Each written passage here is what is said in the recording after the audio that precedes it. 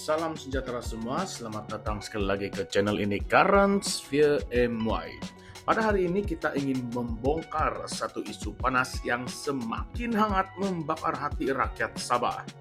Bayangkan, hak 40% hasil bersih daripada cukai yang dijanjikan kepada Sabah sejak tahun 1963 yang terkandung dalam Perlembagaan Malaysia masih lagi belum ditunaikan.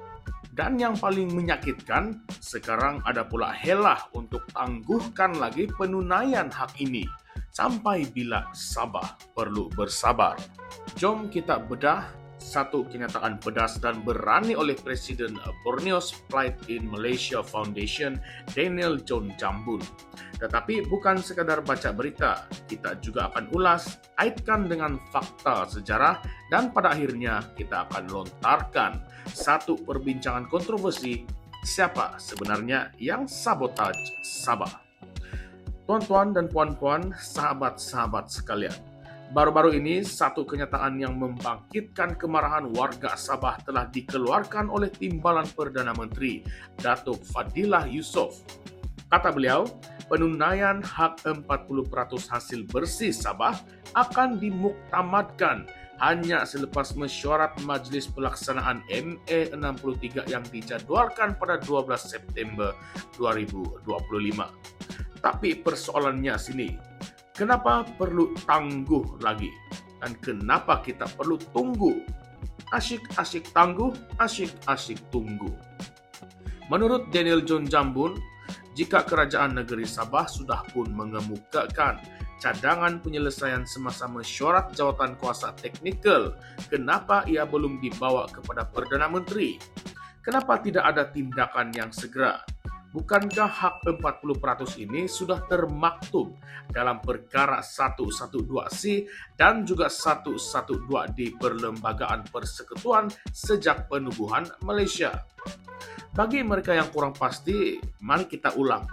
Hasil ataupun hak 40% hasil bersih daripada pendapatan persekutuan yang dikutip dari Sabah bukanlah sesuatu yang boleh dirunding ataupun ditawar-menawar. Ini bukanlah perkara dasar. Ini adalah perjanjian perlembagaan. Daniel juga memberi amaran yang keras. Sebarang cubaan menyelesaikan isu ini di luar mahkamah hanya akan membuka ruang kepada kerajaan yang akan datang. Lebih-lebih lagi yang dikawal oleh UMNO ataupun parti-parti berpusat di Semenanjung untuk membatalkan penyelesaian tersebut bila-bila masa. Sebenarnya kalau kita fikir balik memang ada betulnya juga. Sebab jika tiada keputusan rasmi mahkamah, penyelesaian itu tidak akan mengikat.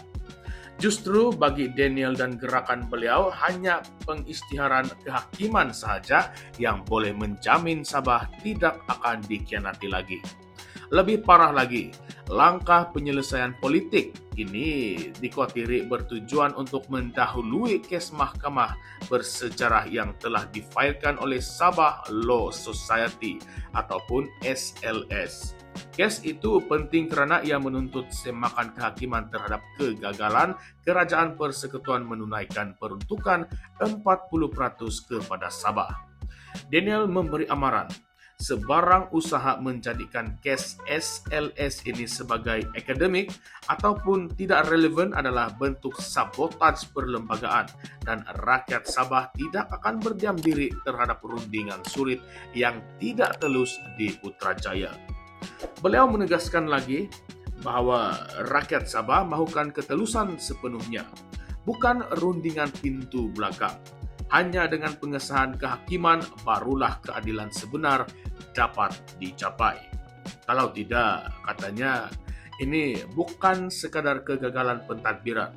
Ini adalah pengkhianatan terhadap Perjanjian Malaysia 1963, pengkhianatan terhadap kedaulatan Sabah, dan pengkhianatan terhadap generasi terdahulu yang telah berjuang mempertahankan tempat Sabah dalam Persekutuan Malaysia.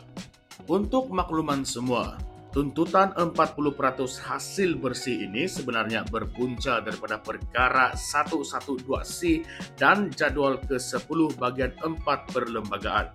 Ia juga termaktub dalam Perjanjian Malaysia 1963 ataupun MA 63 yang menjadi asas pembentukan Malaysia antara Tanah Melayu, Sabah, Sarawak dan juga Singapura. Namun, sejak tahun 1974, jumlah pembayaran khas ini kekal tidak berubah, hanyalah sekitar 26,7 juta ringgit setahun kepada Sabah. Sumber ini kita dapat daripada laporan Ketua Audit Negara dan jawapan Parlimen. Dan jumlah ini jauh lebih kecil daripada sepatutnya, memandangkan hasil Sabah dari minyak, gas, cukai perkhidmatan, dan sebagainya. Pada tahun 2022, kerajaan ketika itu mengumumkan bahawa jumlah pembayaran khas kepada Sabah dinaikkan kepada 125,6 juta ringgit. Tetapi ini masih lagi jauh lebih kecil jika dibandingkan dengan hasil sebenar yang dikutip oleh Kerajaan Persekutuan dari Sabah. Sekarang, mari kita lontarkan pula persoalan pedas kepada anda semua.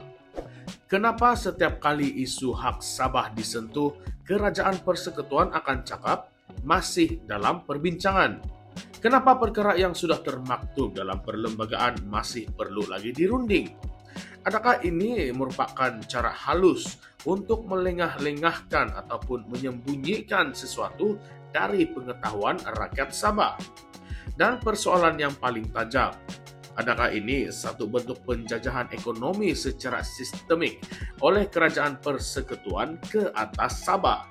Kalau hak 40% ini tidak dikembalikan, adakah rakyat Sabah perlu mempertimbangkan pilihan yang lebih drastik seperti menuntut kuasa autonomi yang lebih besar ataupun pindaan semula terhadap struktur persekutuan?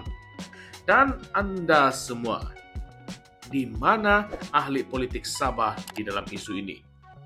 Mengapa hanya NGO seperti Borneo Split in Malaysian Foundation dan juga SLS yang bersuara lantang? Adakah wakil rakyat Sabah takut bersuara demi menjaga jawatan mereka di Putrajaya? Baiklah sahabat-sahabat semua, inilah masa untuk rakyat Sabah bangkit dan bersuara. Jangan biarkan isu 40% ini menjadi sekadar bahan rundingan di meja mesyuarat elit politik. Ini adalah soal maruah dan juga kedaulatan negeri. Kalau anda setuju bahawa hak Sabah perlu ditegakkan dan bukan dirunding seperti barang jual beli, sila tekan like, kongsikan video ini dan tinggalkan komen anda di ruangan komen di bawah. Apakah pendapat anda tentang helah politik Putrajaya? Adakah ini satu bentuk sabotaj perjanjian Malaysia? Nah, coba kita jawab. Baiklah semua, jangan lupa untuk subscribe ke channel ini Currents via MY untuk ulasan yang berani, telus dan tidak tunduk pada arus propaganda. Sampai jumpa lagi dalam episode seterusnya. Suara rakyat Sabah, suara yang tidak akan dipadamkan. Salam sejahtera semua, salam perjuangan, salam reformasi. Sekian sahaja, jumpa lagi. Terima kasih.